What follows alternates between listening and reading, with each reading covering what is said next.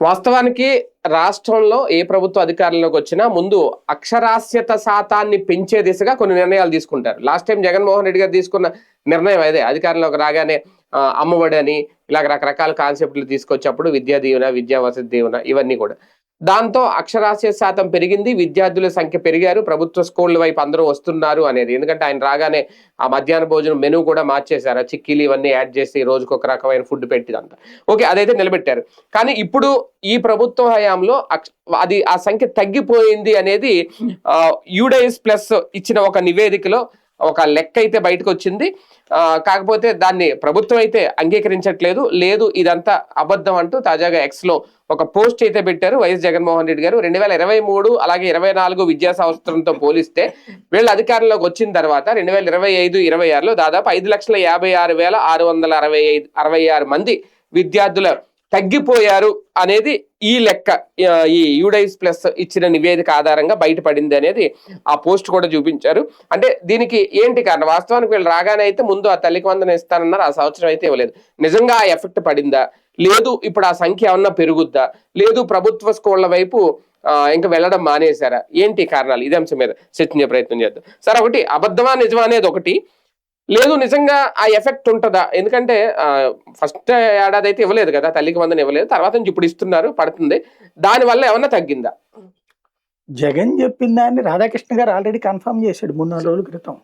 అంటే నివేదికను ఎవరో కాదనలేరు కదా, యూడైస్ ప్లస్ నివేదిక కన్ఫర్మ్ చేస్తూ దానికి ఆల్రెడీ అంటే తెలుగుదేశం వాళ్ళు దాన్ని ఎలా తిప్పికొట్టాలో ఇదివరకు వాళ్ళ అధికార ప్రతినిధులకు ప్రత్యేకంగా ట్రైనింగ్ ఇవ్వటం, దానికి ఒక మీటింగ్ పెట్టి వాళ్ళకి చెప్పి ఆ తర్వాత ఎట్లా కౌంటర్ చేయాలో చెప్పేవాడు. ఇప్పుడు ఈ డిజిటల్ ఛానల్స్ ఇన్ని వచ్చి అంతమంది వీళ్ళలో అధికార ప్రతినిధుల కంటే కూడా పార్టీ పేరుతో డిజిటల్ ఛానల్స్ లో వస్తున్న వాళ్ళు బోల్డ్ అంతమంది సోషల్ మీడియాలో వాళ్ళందరినీ కోఆర్డినేట్ చేసి వాళ్ళని మానిటర్ చేయడం కష్టం కాబట్టి ఆంధ్రజ్యోతి ఇప్పుడు ఆ పాత్ర పోషిస్తుంది.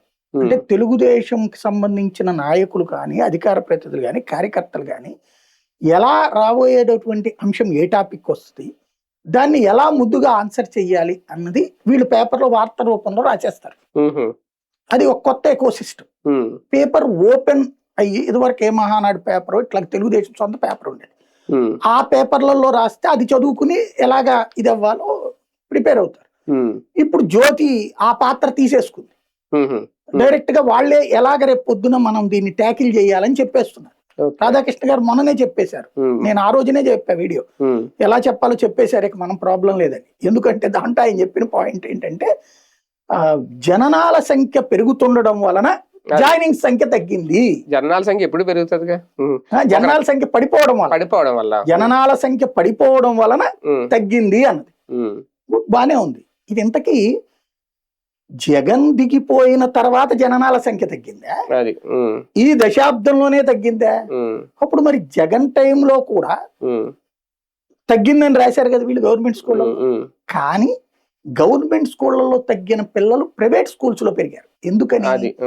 ప్రైవేట్ స్కూల్లో చదివితే కూడా ఫీజు అది అమ్మఒడి ఇవ్వడం వల్ల, అమ్మఒడి ప్రైవేట్ స్కూల్లో చదివితే కూడా అమ్మఒడి ఇవ్వడం వల్ల.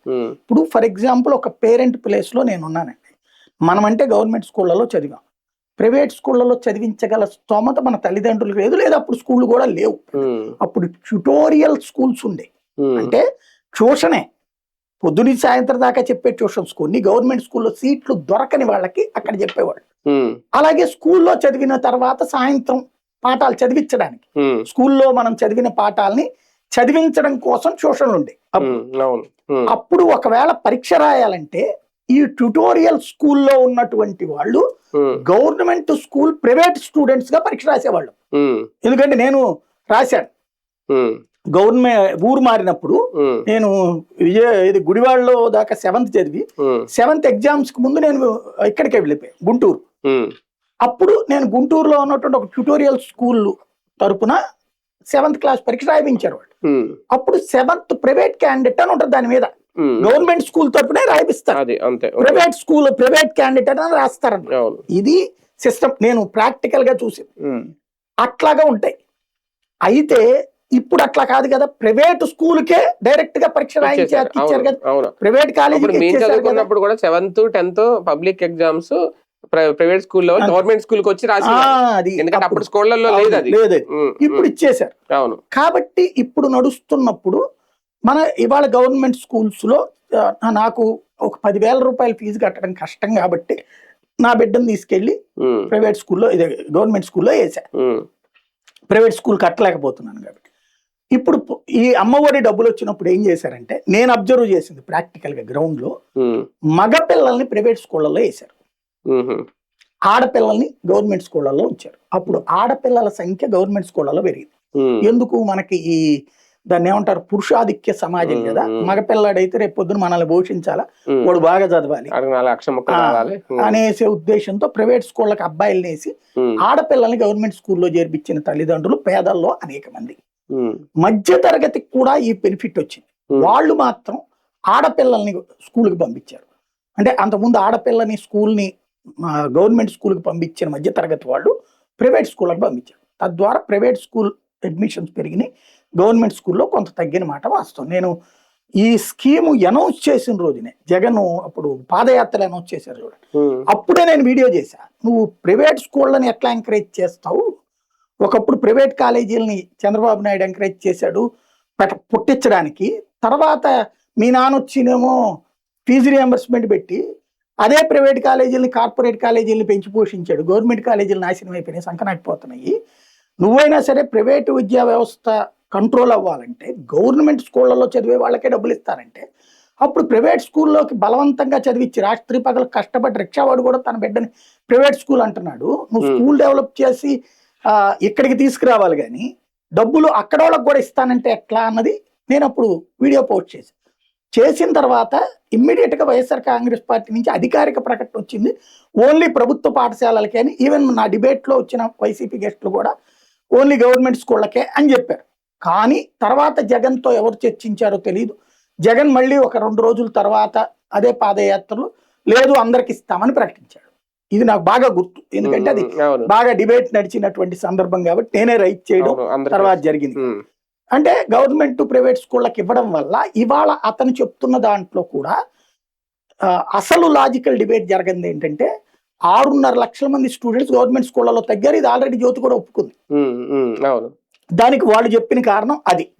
కానీ ఇప్పుడు ఇతను చెప్తున్నది ప్రైవేట్ స్కూళ్ళలో 2 లక్షలు పెరిగారు అని చెప్తున్నాడు. ఇక్కడ ఇంకా మిస్ అయింది 4 లక్షలు. ఇది నెంబర్ 1 పాయింట్. రెండవది ఏంటంటే ఇవాళ ఇదివరకటి రోజుల్లో నేను నా ఇంటర్మీడియట్ అప్పటి నుంచినే మా ఇంటి దగ్గర ట్యూషన్ చెప్పేవాడిని. డిగ్రీ వచ్చేటప్పటికి ఒక ట్యూటోరియల్స్ నడిపాం ఫ్రెండ్స్ అందరికి. అప్పుడు మా దగ్గర ఎలా ఫీజు అంటే 1వ తరగతికి 5 రూపాయలు, 2వ తరగతికి 10 రూపాయలు ఇట్లా పెట్టాం ఫీజు. 10వ తరగతికి 50 రూపాయలు. పేదవాళ్ళ పిల్లలు దాదాపుగా మొదట్లో 30 నుంచి ఇయర్ ఎండింగ్కి వచ్చేటప్పటికి 100 మంది స్టూడెంట్స్, 100-120 మంది. ప్లేస్ చాలక పక్కనోళ్ళ వసారాలు పాకలో పెట్టాం మేము. పక్కనోళ్ళ వసారాలో కూడా క్లాసులు నడిపాము.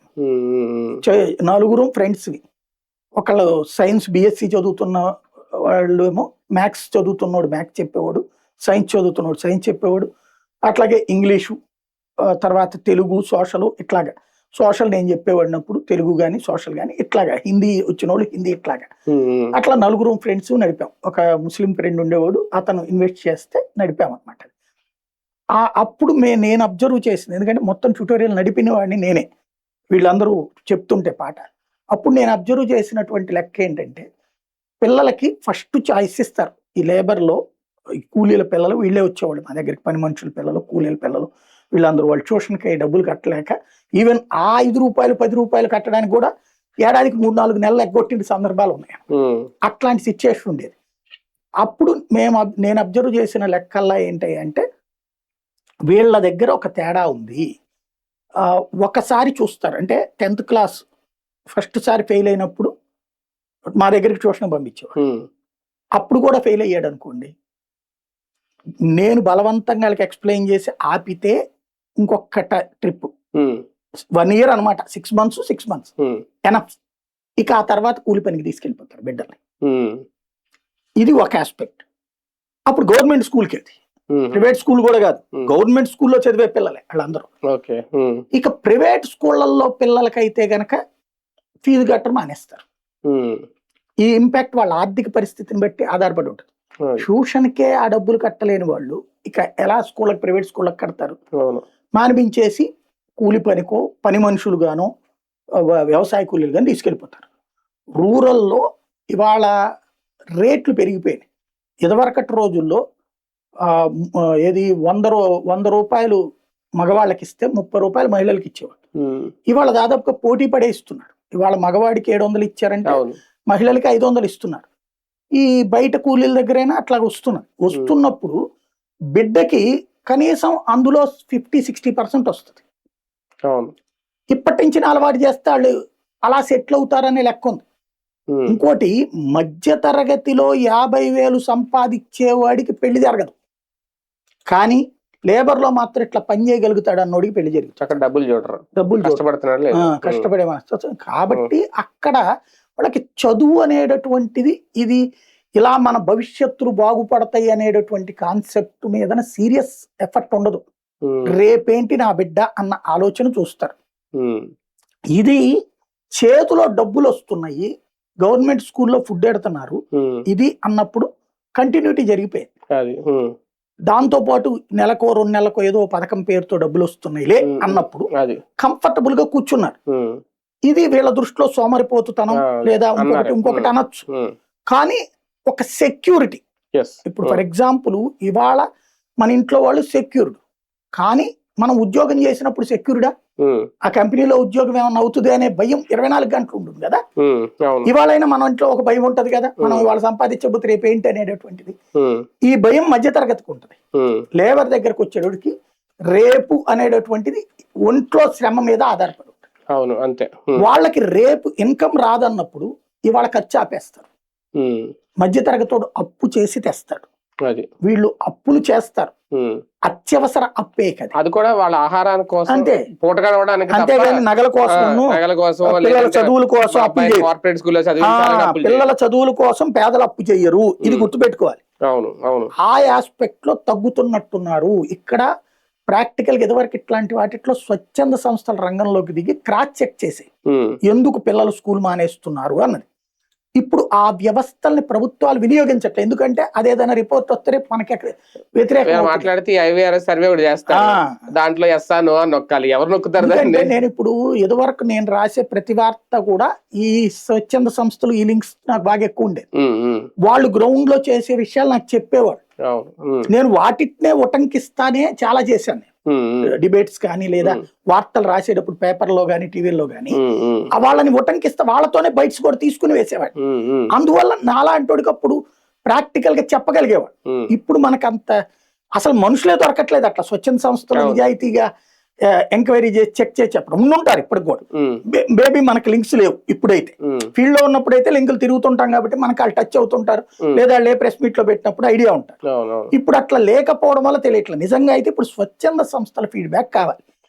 పిల్లల సంఖ్య తగ్గడం వల్ల అడ్మిషన్స్ తగ్గిందా, లేదా పిల్లలు డ్రాప్ అవుట్ అవుతున్నారా స్కూళ్లలో?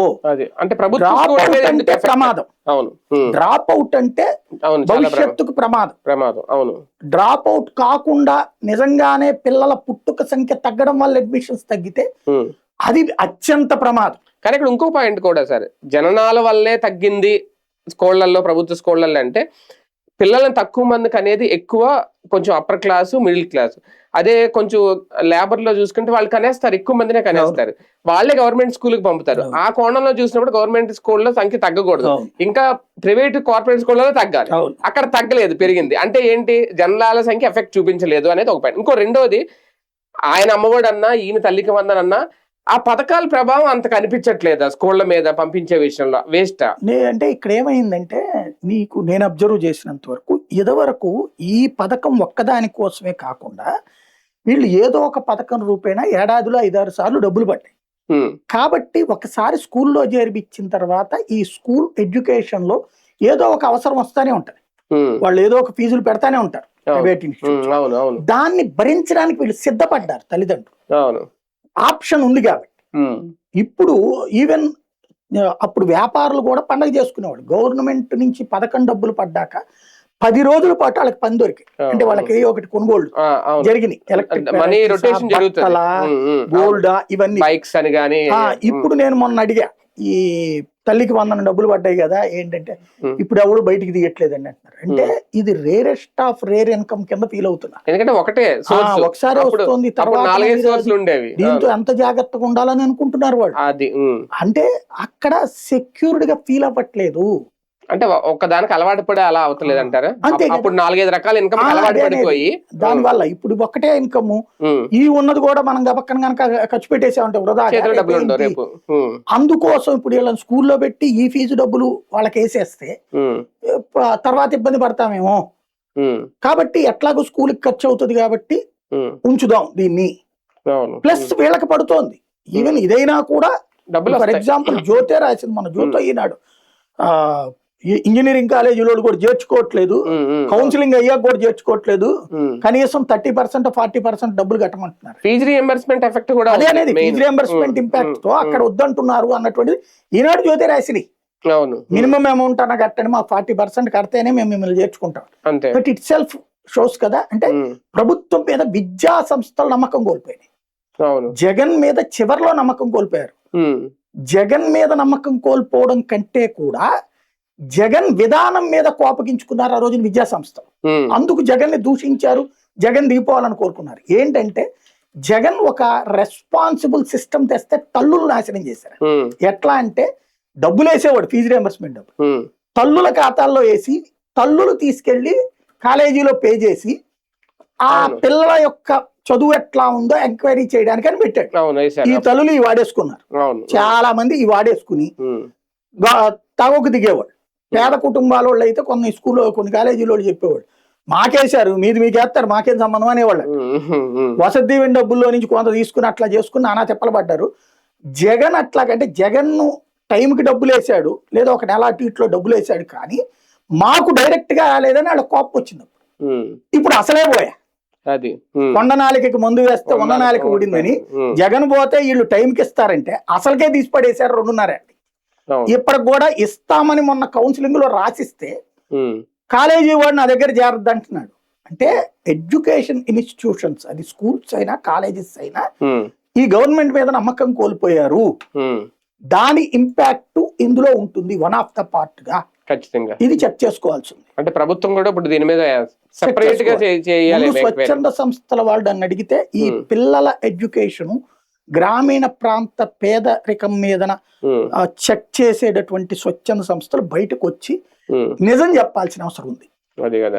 చూద్దాం, మొత్తానికి అక్షరాస్యత శాతం తగ్గుతోందా, లేదంటే ప్రభుత్వ స్కూళ్ళకి వెళ్లే విద్యార్థుల సంఖ్య మాత్రమే తగ్గుతుందా, అది జననాలకి లింక్ ఉందా లేదా అనేది కూడా తేలాల్సిన అంశం. కాకపోతే ఇక్కడ యుడేస్ ప్లస్ ఇచ్చిన నివేదిక అయితే మాత్రం ఈ 3 ఏళ్లలో దాదాపు 6 లక్షల మంది విద్యార్థులు అయితే వెళ్ళట్లేదు, తగ్గిపోయింది సంఖ్య. దానికి కారణాలు ఏంటనేది ఖచ్చితంగా ప్రభుత్వం రెక్టిఫై చేయాలి, లేదంటే భవిష్యత్తులో ఒక పెద్ద ప్రమాదమే ఇది.